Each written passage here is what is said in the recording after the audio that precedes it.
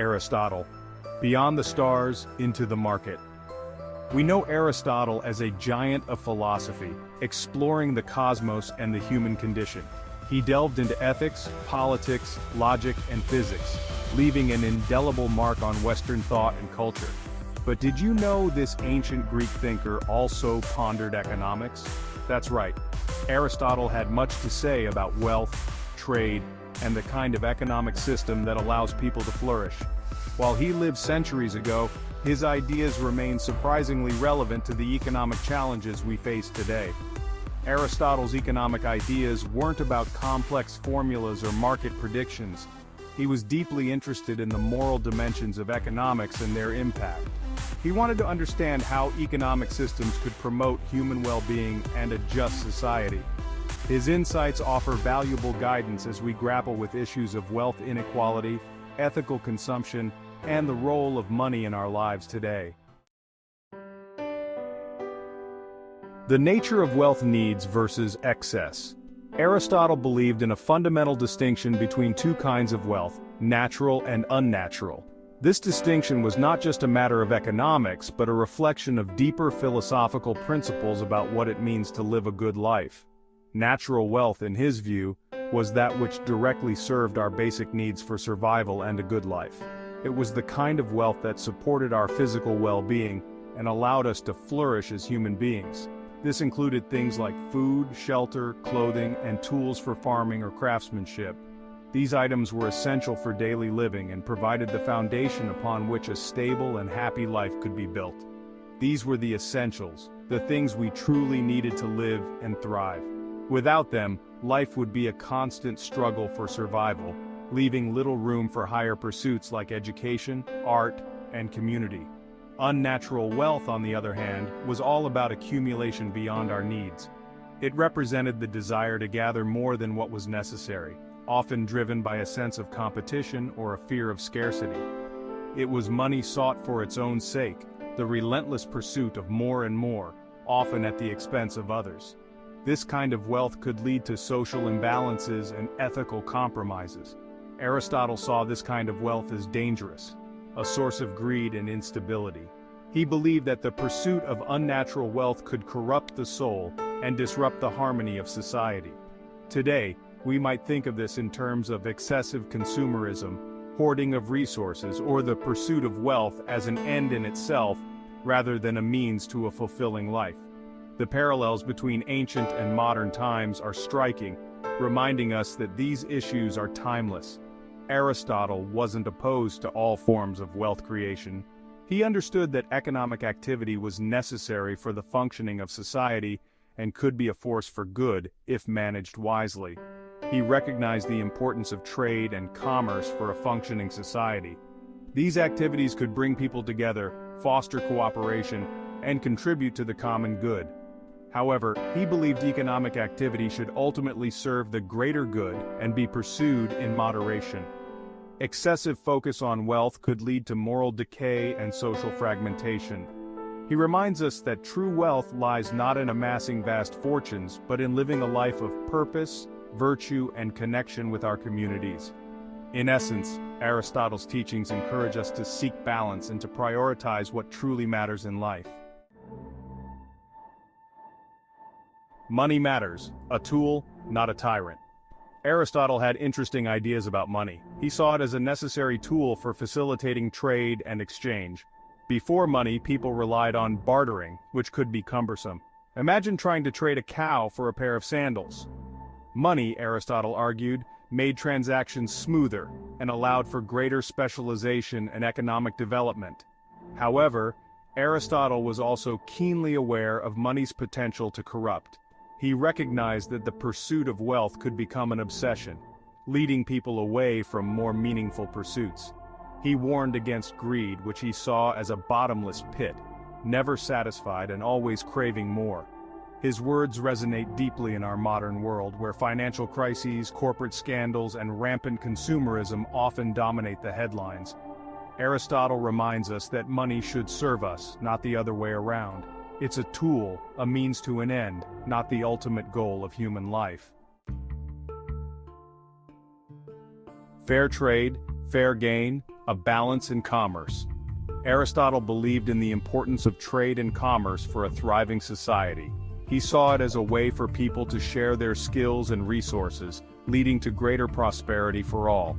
However, he was also a staunch critic of what he considered unfair or exploitative economic practices. One practice he condemned was usury, the lending of money at excessively high interest rates. He believed that profiting from someone's misfortune or desperation was morally wrong. Usury, he argued, trapped people in cycles of debt and undermined the social fabric. Aristotle also criticized excessive profit-seeking, especially when it came at the expense of others. He believed that merchants and traders should be fairly compensated for their work, but not engage in price gouging or other practices that harmed consumers. He advocated for a just price, one that reflected the true value of goods and services and allowed for a reasonable profit without exploiting anyone.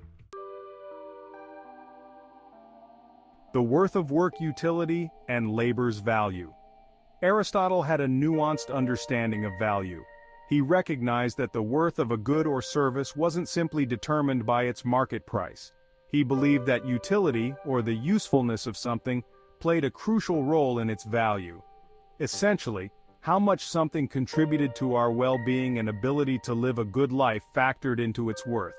However, Aristotle didn't stop there. He also emphasized the importance of labor in determining value.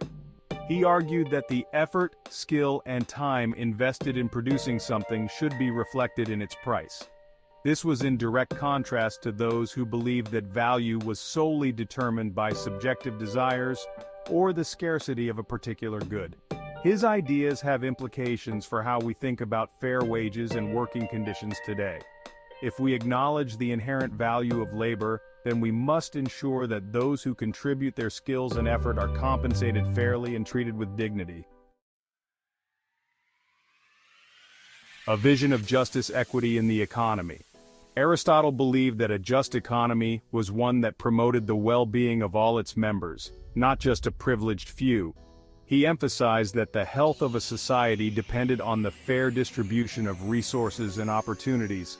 He argued that extreme wealth inequality was not only morally wrong, but also a threat to social stability. Aristotle saw the dangers of a society where wealth was concentrated in the hands of a few, leaving the majority struggling to survive. He recognized that when the gap between the rich and the poor becomes too wide, it breeds resentment, instability, and even violence. This imbalance can lead to social unrest and the breakdown of community bonds. He envisioned a society where everyone had access to the basic necessities of life and the opportunity to develop their potential. Aristotle believed that a just society should provide for the needs of all its citizens, ensuring that no one is left behind.